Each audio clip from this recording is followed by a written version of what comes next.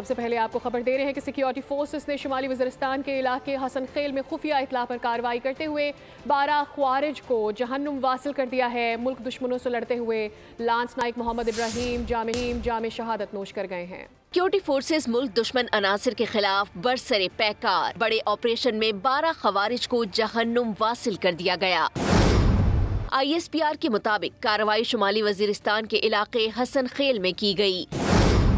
Operation के दौरान शदीद फायरिंग का तबादला हुआ, जिसमें 12 खवारिज जहन्नुम वासिल कर दिए गए। मुल्क दुश्मनों से लड़ते हुए लांस नाइक मोहम्मद इब्राहिम जामे शहादत नोश कर गए।